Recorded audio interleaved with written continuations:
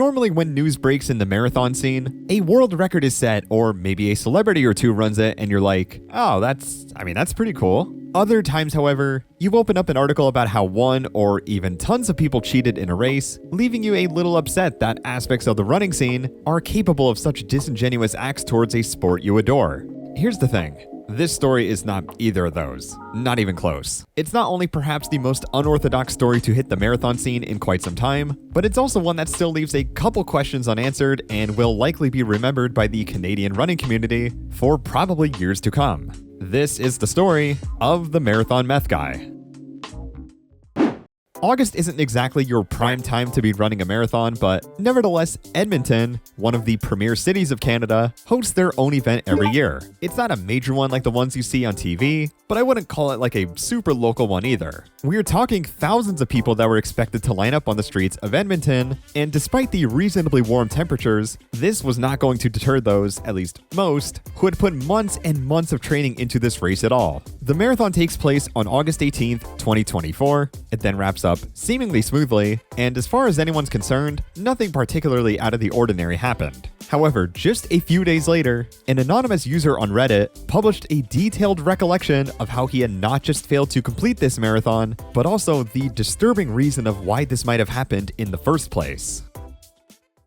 On August 21st, 2024, this user posted a thread on the r/Edmonton subreddit about how he had allegedly been drugged just minutes into his marathon endeavors at the Edmonton event. The story first starts off with a late arrival, but despite this, race organizers did allow him to join anyway and would soon catch up with the rest of the field. Given he had been in such a rush the entire time, he forgot to bring water with him and sought the nearest hydration station during the race. Surprisingly, there were supposedly people offering him water just a couple hundred meters in, so naturally he took some on the go. He didn't know a bitter taste, but slugged it down anyways and continued onwards. As the self-described stomach and general digestion issues pressed on, the OP realized something was pretty off with what he actually consumed. After 10 kilometers, he does state that his memory became increasingly more foggy, and also recalled cardiovascular issues that he says were very abnormal to happen, at what he said was his normal training pace this early into a race. Around the halfway mark, he said he'd lost complete control of his psyche and had started to run into other athletes on the course, had also lost his shirt, his belongings, and obviously,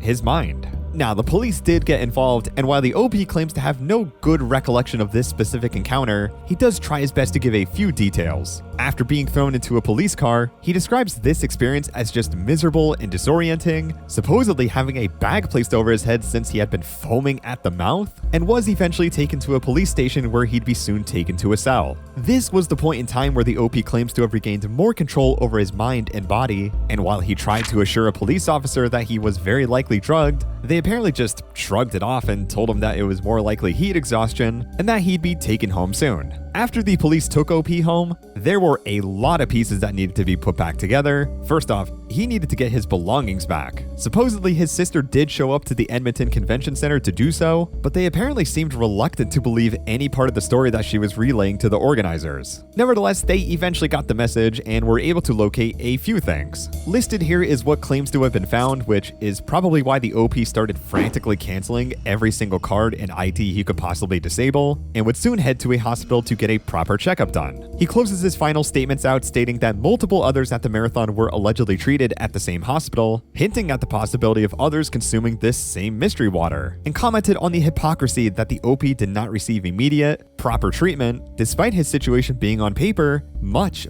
more dire. The responses to this thread were immediate and in great numbers, as despite the Edmonton subreddit bringing in enough traffic already, it quickly rose to the top, was reposted in various other running subreddits, and had even managed to land a spot on the mainstream part of the site, r/all. A few news outlets picked up the story as well, so naturally with so many eyes on the situation, actual witnesses, or at least alleged witnesses of the situation, started to pile on with what they observed firsthand when the more intense events took place. One stated that the man next to him claimed to have been slapped by the OP. Actually, apparently he was just going ballistic on people from what a few other people said. Another experienced firsthand being run into, while the OP was supposedly yelling for water. So overall, this story in some aspects seemed to have some legitimate grounds to it, and the majority felt very empathetic of OP's situation since they were effectively convinced that he was indeed drugged. However, a fair share of internet skeptics naturally had to join in too. The bullshit radars of certain posters immediately went off as soon as this supposed mystery water station was mentioned. Some were confused why there would even be a water station that early into a marathon in the first place, but others were much more confused and skeptical that someone would just hand out drugs for free,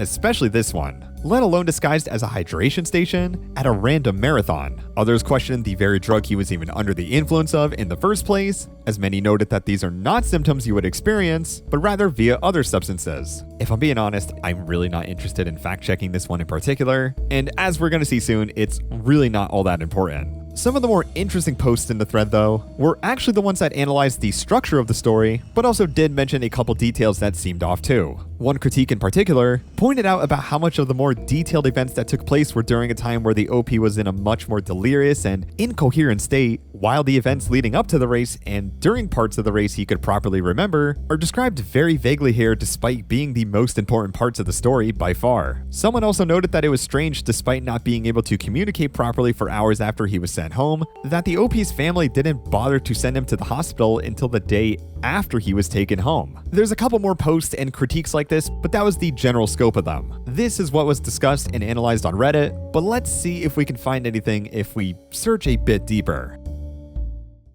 As far as most people knew, there was no physical evidence of the OP even running the race to begin with, even if we can somewhat reliably go off of the witness testimonies provided in the thread. However, the running sleuths of Reddit did manage to track down what they believe to be the exact activity related to this story. And while it is deleted now, I did manage to save what I believe to be the most important aspects of it. To start off, the activity does follow the Edmonton Marathon path, and while it doesn't have a specific start time listed, multiple people are auto-tagged in it, which proves that it took place during the actual time of the marathon. I didn't scroll through every little detail about the pacing when I had access to it, but for the first 15 miles or so, it's pretty standard outside of maybe a small blip at mile 13 where the pace picks up fast and dips back down to normal. But after this mile 15 mark, the pace chart just goes bonkers, and even spikes harshly before flatlining completely.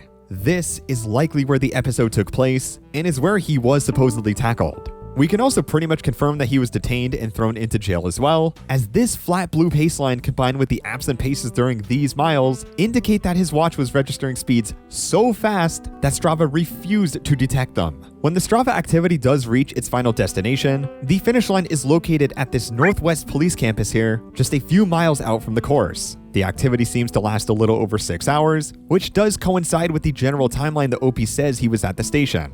Lastly, a video is attached where you can see the outline of a police car window in the thumbnail, but as I was about to screen record it, the activity was deleted and it didn't let me do so. With that said, I do remember it quite well since it was pretty short. The camera just kind of looks outside the window for a bit, then it pans to the OP's face where he seems really not that out of it, at least from what I can tell, and then the video just kind of ends right then and there. This is also corroborated by another comment I found on Reddit, but I've been unable to locate the original video since its deletion. As another final piece, a select few managed to find who they believe to be the Reddit poster due to his unique first name, and given some of the details he mentioned, more notably the GoPro strap, it didn't take that long until people found actual pictures of him in the race. In short, we know that the OP was truthful in the sense that he ran the Edmonton Marathon, at least around half of it, likely had some sort of episode due to the drastic shifts in pace near the end, and we can confirm with a healthy degree of certainty that he was detained and transported to a police station since the Strava activity ends precisely at 1, along with the elapsed time of the activity lasting long enough that he was likely there for a few hours too. This gives a lot of credit to the OP story, as it does confirm the general timeline of events. Pair that with the Reddit testimonies, and you got yourself a solid case. According to the OP, an investigation had gone underway, so thousands of people would be left waiting for any sort of closure to what appeared to be a tragic event, further enhanced by what people perceive to be unfair treatment by those who should have taken better care of this poster. Well, that was until this statement came out. On August 22nd, 2024, just a day after the original Reddit thread, the Edmonton Police Facebook account responded quickly to the thread about the marathon incident. They begin their statement by describing the reason why the Reddit poster was arrested in the first place. He had not just assaulted a runner while acting unnaturally beforehand, but had even managed to break free when he was initially being arrested. Upon a second attempt, the police did manage to grab him as the poster was bulldozing its way through other participants and was eventually put into a police car. After some more wrestling around to where they even had to put a spit mask on him, Emergency Medical Services, or EMS, didn't even bother to treat him because of how unstable he was at the time, but he was eventually treated by an on-site paramedic once he calmed down at the police station, was quickly given the okay, and was taken home where no charges were ultimately made. The police station ends their statement by noting that there had not been any unofficial or fraudulent water stations on or anywhere near the course, and that there wasn't a single other case heard about other racers running into the same scenario as the Reddit poster did. This thread turned the public opinion around very, very quickly. Some, of course, felt satisfied that their suspicions were confirmed, while others were disappointed at the fact that someone would go out of their way to cultivate a believable story like this, but also with some glaring holes that seemed to shift the fault towards the poster himself, not some mythical water station that has not been located or traced to in any manner to this day. As far as this thread was concerned, the narrative went from someone being potentially drugged at the Edmonton Marathon via suspicious water, where he was supposedly not treated properly to something along these lines. A man gets up late for the marathon, hastily takes some sort of substance that he might just keep on his person in general as a desperate attempt to get ready, runs the marathon off of very little hydration in conjunction with the symptoms of whatever substance he was taking, goes into a complete frenzy halfway in as a result, and ends up in the situation he did. As of editing this, the OP of the previous thread has not responded to this police report in any manner whatsoever. It's been a few months, and since no further investigative reports or responses had come out about the situation since, I still wanted to see if I could find anything interesting, or at least somewhat related, that could help you come to a more educated decision, even if you've already somewhat made up your mind. He surprisingly accepted my follow request on Instagram, and given I was very clearly a YouTube channel, a running-centered one nonetheless, I figured he knew what I was going to inquire about, so I reached out as just a general wellness check. But he removed me from his followers very quickly, which is something I didn't even know you can do, but he did still follow me for some reason. As soon as I made a music story post the next day though, he did quickly unfollow me, and that was all she wrote. Lastly, aside from some recent r/Edmonton threads briefly recalling the events, there has been and likely won't be any more news about this situation. Someone tried fake leaking an article that was supposedly going to come out in the future, but I immediately knew something was up with the way it was written, so I plugged it into a few AI detectors, and to not my surprise, this guy was probably just bored and wanted to stir the pot a bit, because pretty much all of them flagged them as AI.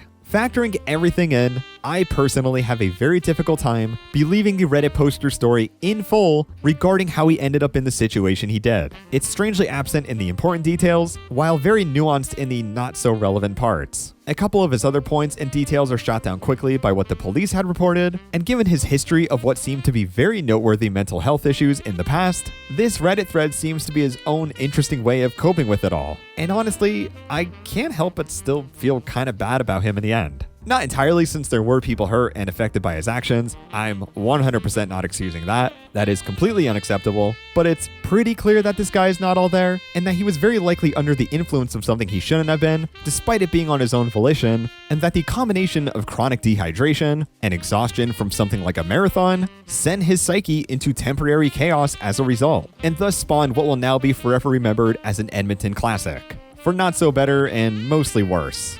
With that, this is the story of the Marathon M3th Guy, and thanks for watching.